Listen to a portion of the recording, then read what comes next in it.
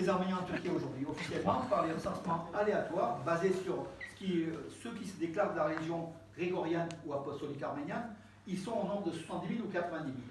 Mais officieusement, en tenant compte des chiffres des Arméniens cachés, leur nombre pourrait bien atteindre 9 millions. Notre action aujourd'hui est de vous informer au regard de nos connaissances actuelles. Nous ne désirons nullement prendre la place des historiens. D'ailleurs, ces sujets sont très peu traités par les historiens. Et quand ils sont traités, ils le sont partiellement. Et est-ce que c'est un sujet tabou? Point d'interrogation. Pourtant, à l'heure où l'Arménie, qui compte 3 millions d'habitants, pourrait facilement intégrer des millions d'Arméniens cachés en Anatolie, comment peut-on ignorer ce potentiel démographique important? Nous tenterons de donner des éléments clés pour mieux comprendre ces Arméniens cachés qui n'apparaissent dans aucune statistique. Officiellement, il serait près de 90 000 en Turquie, comme je l'ai dit tout à l'heure, une répétition, tricot, une communauté arménienne surtout présente à Istanbul, et quelques autres grandes villes telles que Diyarbakır, Malatya, ou d'autres villes de Turquie, grandes villes de Turquie. Une communauté arménienne qui apparaît dans les statistiques turques selon leur religion, donc comme j'ai dit, donc apostolique arménienne inscrite sur la carte d'identité. Mais en Anatolie, ces Arméniens cachés ou crypto-arméniens, islamisés, kurdifiés, rescapés du génocide, appelés péjorativement les restes de l'épée, ceux qui sont passés à travers le génocide de 1915, seraient selon le journaliste arménien Hrant Dink au nombre de 3 millions en Anatolie.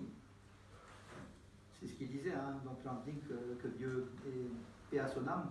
Le député arménien du Parlement turc, Garo Taylan, qui est natif de Malatya, je suis obligé de parler toujours de Malatya parce qu'il n'y a que des Malatyatsi à Valence, estime leur nombre à au-delà de 3 millions. Et on évoque alors le chiffre de 8 à 9 millions, ce qui est important.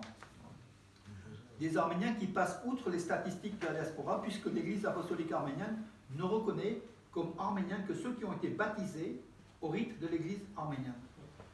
À titre d'exemple, récemment, dans une étude sur les Arméniens de Dersim, appelée également Tunceli, donc Dersim-Tunceli c'est la même chose, une région au centre de la Turquie actuelle, donc j'ai fait des cartes pour essayer de mieux comprendre, parce que c'est très très compliqué en fait, les zones peuplées par des Arméniens.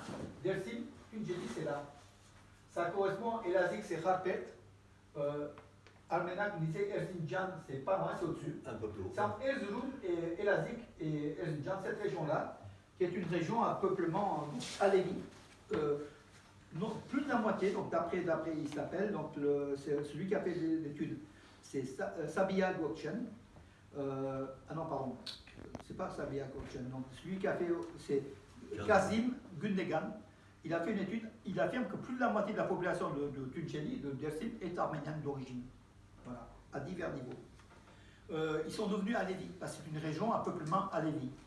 J'expliquerai tout à l'heure ce que c'est que la religion alévi, parce qu'on ne connaît pas trop de cette religion. Ils sont au nombre de 15 à 20 millions pourtant en Turquie. Donc, ils représentent le 5e de la population.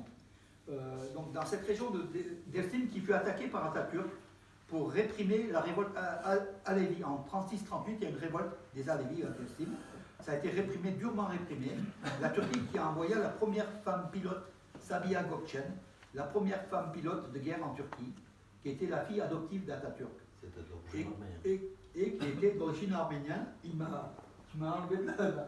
Qui était d'origine arménienne, bien sûr.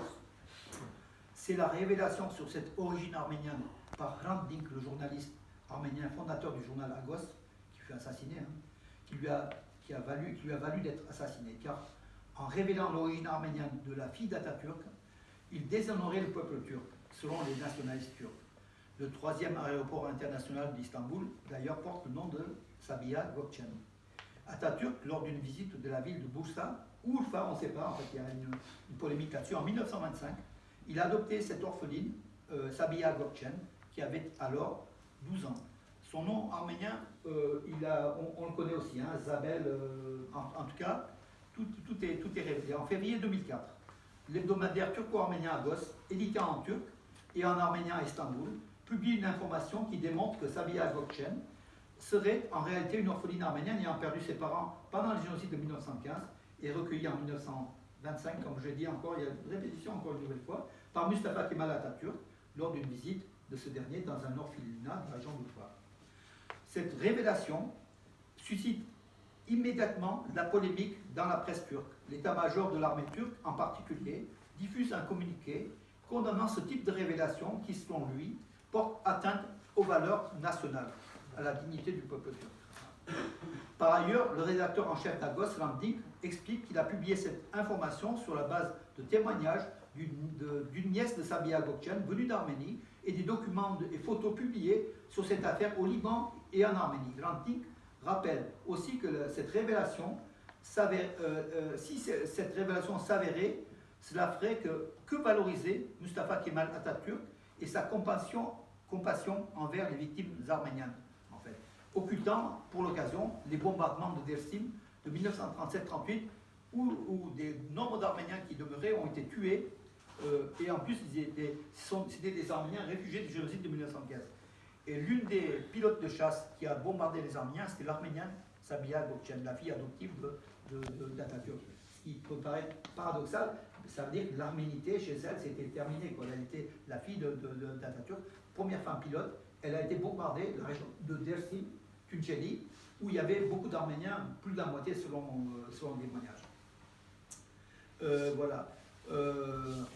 Durant près d'un siècle, la présence de ces millions d'Arméniens cachés, près d'un siècle, la présence de ces Arméniens cachés en Turquie se faisait discrète, dans un pays où le nationalisme turc désirait écraser les origines de ses habitants, les Arméniens, mais également les Kurdes, les Grecs, les Juifs ou les Assyro-Chaldéens, qui constituent une minorité très importante de la République turque. C'est la célèbre avocate turque Fethiye Çetin, qui est venue à Borléo-Lansana, donc lors de tournées, qui fut l'une des premières à révéler l'identité arménienne de sa grand-mère dans le livre Les histoires de ma grand-mère, qui a été publié en 1991 et qui a eu un succès, un très très large succès. C'est devenu un best-seller en fait.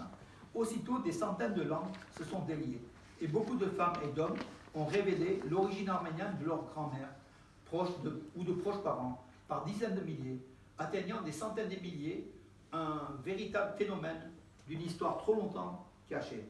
Islamisée de force pour la plupart, pour échapper au génocide de 1915, et même avant dans les massacres hamidiens, donc sous le règne d'Abdulhamid II, ces Arméniens convertis en 1894-96, c'était les massacres hamidiens, vivant en Anatolie le plus souvent en zone kurde, comme à Dersim ou Tunceli, avec d'autres Alevis, ont su garder quelques éléments de leur tradition, de leur langue, et se mariant souvent entre mêmes groupes en fait. Les Arméniens, même kurdisés, se marient entre membres de même groupe, donc entre Arméniens d'origine, Arméniens cachés ou crypto-arméniens.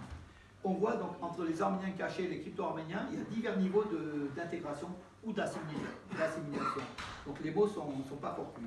Ce qu'Erdogan a osé le nommer comme des restes d'épée, c'est-à-dire, alors, oui, allez-y. Alors, les restes de l'épée, donc, les restes d'épée, c'est-à-dire que vous pouvez passer devant, c'est pas grave. Oui, on passe par là. Allez-y. Ouais.